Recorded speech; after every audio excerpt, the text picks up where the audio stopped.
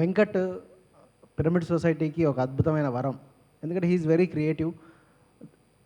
పిఎంసిలో ధ్యానోదయం అని చెప్పి ఒక ప్రాజెక్ట్ చేసాం.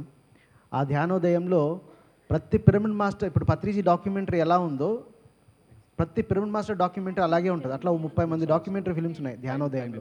మీరు యూట్యూబ్లో ధ్యానోదయం అని చెప్పి పిఎంసిలో టైప్ చేయండి, ధ్యానోదయం పిఎంసి అని చెప్పి ఎపిసోడ్స్ వస్తాయి. అలా ఫస్ట్ పిరమిడ్ మాస్టర్ల చిత్రాలు తీశాడు ధ్యానోదయం ద్వారా. పత్రిజీకి చాలా ఇష్టమైన ప్రాజెక్ట్ పిఎంసిలో ధ్యానోదయం అన్నది. ప్రతి పిరమిడ్ మాస్టర్ జీవిత చరిత్ర అది. అలాగే దాని తర్వాత ఆ ఎక్స్పీరియన్స్తో పత్రిజీ ఎప్పుడైతే శరీరం వదిలేశారో అప్పుడు మెయిన్గా పాటలు రాసింది, స్క్రిప్ట్ రాసింది, మొత్తం గుర్తు చేసింది, దానిలో కీలక పాత్ర పోషించాడు వెంకట్. పాటలు అవన్నీ రికార్డ్ చేయించడం, అవన్నీ రాయడం, చేయించడం చాలా చేశాడు, వర్క్ చేశాడు. దాని తర్వాత ఈ సినిమా తీద్దామని ఎప్పటి నుంచో అంటున్నాడు, కానీ అంత బడ్జెట్ మన వాళ్ళు ఏడైతుంది ఏందని నేను కొంచెం ఆపుకుంటూ అట్లా వస్తున్నా. అంత సీరియస్గా డిసైడ్ అయినా నేనైతే సినిమా తీయాల్సిందే అన్నాడు. అన్నప్పుడు వెంకట్ వచ్చి క్రియేటివ్ స్కిల్స్ ఉన్నాయి, క్రియేటివిటీ ఉన్నవాడు డబ్బులు క్రియేట్ చేయలేడు. వాడికి ఎంతసేపు ఉన్నా మంచి ఆలోచనలు వస్తే స్క్రిప్ట్ రాయగలుగుతాడు, కానీ డబ్బులను జనరేట్ చేయడం రాదు. నేనే ప్రొడక్షన్ చేస్తా అంటే, బాబు నువ్వు ప్రొడక్షన్ చేయలేవు, కాబట్టి పిఎంసి ప్రొడక్షన్స్ అనే ఒక కొత్త కంపెనీ స్టార్ట్ చేద్దాం, మనం ప్రొడక్షన్ చేద్దాం, నువ్వు డైరెక్టర్గా ఉన్నంతే, డబ్బుల పని మనం చూసుకుంటామని చెప్పాం. అప్పుడు భాస్కర్ రెడ్డి సార్ ఉండి, భాస్కర్ రెడ్డి సార్ దగ్గరికి వెళ్ళాం వాళ్ళ ఫామ్ హౌస్కి. సార్ ఇది ప్రాజెక్టు అని చెప్పి వెళ్ళాం. బడ్జెట్ ఎంత అంటే వెంకట్ 25 లక్షలు అన్నాడు. ఆనంద్ నుండి హే ₹1 కోటి అన్నాడు. 25 లక్షల కోసమే ఆలోచిస్తుంటే ఈయనేమో 1 కోటి అన్నాడు. ఈ 1 కోటి అంటే భాస్కర్ రెడ్డి సార్ ఎందుకంటే భూమి మీద ఎవరు 25 లక్షల సినిమా చేయలేరు కాబట్టి 1 కోటి అన్నాడు. డాక్యుమెంటరీ ఫిలిం, ఈ డాక్యుమెంటరీ ఫిలింకి ₹1 కోటి అయిందిరా బాబు అనుకున్నాం. భాస్కర్ రెడ్డి సార్ కూడా ఓకే అన్నాడు. తర్వాత వెంకట్ చేయగలుగుతారంటారా, మీరంతా హామీ ఇస్తారా అన్నాడు. భాస్కర్ రెడ్డి సార్ అడిగాడు, మీరు గ్యారంటీ అంటే నేను దిగుతా అన్నాడు భాస్కర్ రెడ్డి సార్. సరే సార్ మేము అందరం గ్యారంటీ, వెంకట్ చేయగలుగుతాడు, వెంకట్కి అయితే ఆ టాలెంట్ ఉంది సార్ అన్నాం. ఆయన ఇన్వెస్ట్ చేసి మరి 1 కోటిన్నర ఇన్వెస్ట్ చేయాలి అని నమ్మి ఓకేనా అంటే ఓకే అని బాలకృష్ణ సార్ అందరూ వచ్చాం. అప్పుడు వచ్చిన తర్వాత అలా ఫస్ట్ అయితే భాస్కర్ రెడ్డి సారే చందాల కోసం తిరిగాడు ఫస్ట్ టైం. మేము బెంగళూరు వెళ్ళాం, వైజాగ్ వెళ్ళాం, రెడ్డినాయుడు గారి దగ్గరికి వెళ్ళి అట్లా డబ్బులు కలెక్ట్ చేసాం.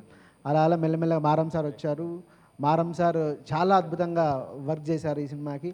అలా మొత్తానికి అందరు పిరమిడ్ మాస్టర్ని కలిపి ఒక అద్భుతం సృష్టించాం. ప్రపంచంలో ఇప్పటిదాకా ఏ డాక్యుమెంటరీ ఫిలిం 270 థియేటర్లలో 280 థియేటర్లు రిలీజ్ అవ్వలేదు. మొట్టమొదటిసారి బ్రహ్మర్షి పత్రిజీ చిత్రం 280 థియేటర్లో రిలీజ్ అయింది. దీని మొట్టమొదటి.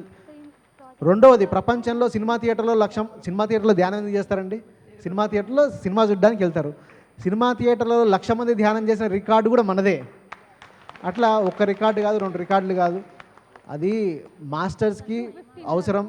పత్రిజీ ఏంటో ప్రపంచానికి తెలియాలి కాబట్టి ఇదంతా ఒక అద్భుతంగా జరిగింది.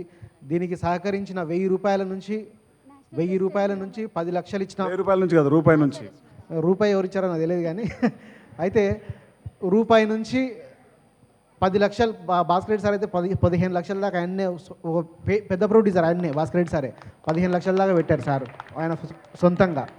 అట్లా ప్రతి ప్రొడ్యూసర్కి, చిన్న ప్రొడ్యూసర్ నుంచి పెద్ద ప్రొడ్యూసర్ దాకా అందరూ ప్రొడ్యూసర్లకి ఈ దీన్ని మేనిఫెస్ట్ చేసినందుకు థ్యాంక్ యూ వెరీ మచ్. ఇంకొక రికార్డు కూడా ఉంది. డాక్యుమెంటరీ ఫిలిం అంటే అర్ధగంట ఉంటుంది, గంట ఉంటుంది, ఏది 2 గంటల 20 నిమిషాలు ఉండదు. 2 గంటల 20 నిమిషాల డాక్యుమెంటరీని థియేటర్లో నేను కనుక్కున్నా 60% పాత వాళ్ళు వస్తే 40% కొత్త వాళ్ళు వచ్చారు. అంటే 60,000 మంది పాత వాళ్ళు చూస్తే 40,000 మంది కొత్త వాళ్ళు చూశారు సినిమాని. ఈ కొత్త వాళ్ళు కూడా ఇంటర్వెల్లో లేచిపోకుండా చూసారే, అది గొప్పదనం, డైరెక్టర్ గొప్పదనం.